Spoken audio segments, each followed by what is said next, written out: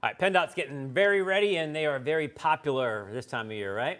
PennDOT snowplow teams are preparing for whatever happens next. Yep, Andrew Klein going to show us what their day looks like still ahead.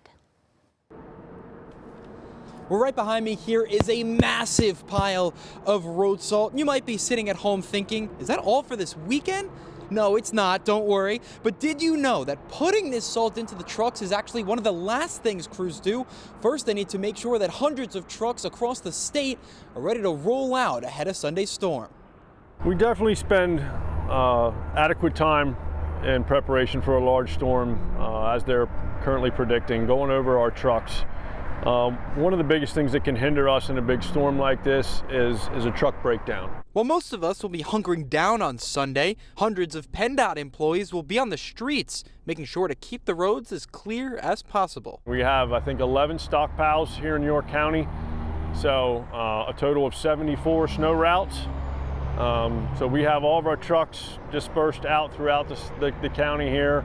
Depending on how many snow routes we have in that area of the county, each truck has its own snow route and plow, and usually a backup plow to go with it. So we do have some extra salt brine trucks that we place throughout the county. So if we do have a truck go down, sometimes we can use our salt brine truck to try to stay on top of the storm.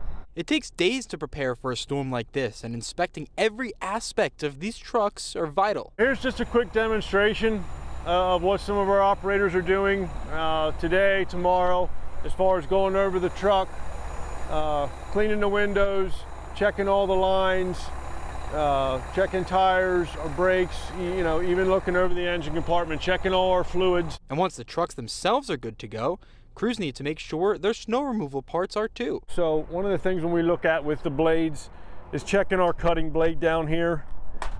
We want to make sure we have an adequate cutting blade there where it's not worn down, where it's starting to actually wear into the actual moldboard of the plow itself. Here's one of our most recent setups with our spreader system. So as you can see, this is our spreader box, this is our spinner. The salt is going to drop out of the box here onto the spinner. These flaps we can raise and lower. That will help mitigate how far we spread the salt. PennDOT crews also tell me it will be basically impossible to keep the roads completely clear throughout the day just because the snow is going to be falling way too fast for that to even be possible. They also say if you need to go get anything, make sure you do it today or tomorrow. In York County, Andrew Klein, CBS 21 News. Let's talk more about traffic and what PennDOT crews are up to, preparing to treat and plow and get ready for the big storm. So today, CBS 21 got a look at their days as they lead up to their winter storm coverage, just like we do. Andrew Klein joins us now with what he learned. So fill us in here, Andrew.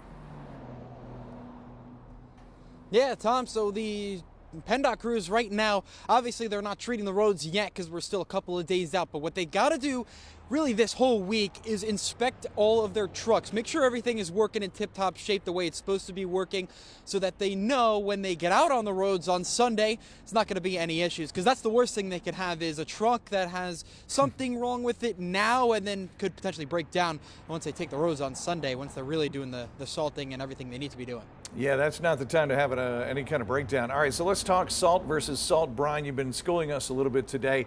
Tell us when they use that and when they don't. Yeah, so salt, obviously we know it's the regular salt that you might have in your garage somewhere. Salt brine is the regular salt, but it's mixed with a liquid. So the reason they use that is because it kind of is already activated. The regular salt that we have, it needs liquid to work at its peak performance. The way it activates, the way it's supposed to, is with liquid. Sometimes when it's too frozen, it just doesn't mix the right way because it's not liquidy. So they use that salt brine in times where it's super icy or super cold because it's a liquid already. So it's already been activated and the salt immediately gets to work doing what it needs to do then. Yeah, that's one of the big challenges when it's too cold. Not all that stuff works the way you'd hope it would. All right, so what should folks do at home, and if they're out on the roads, what are some tips they gave you today?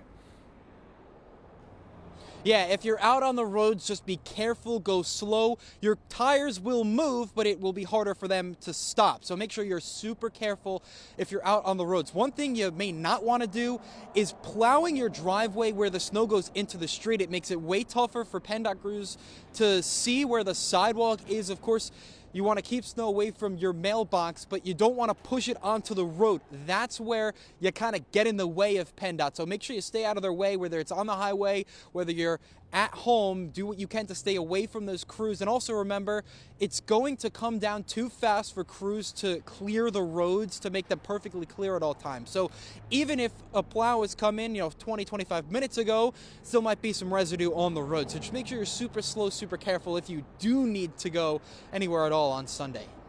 All right, thank you, Andrew. We appreciate that. Let them know that we appreciate the hard work that they do. It's a big task.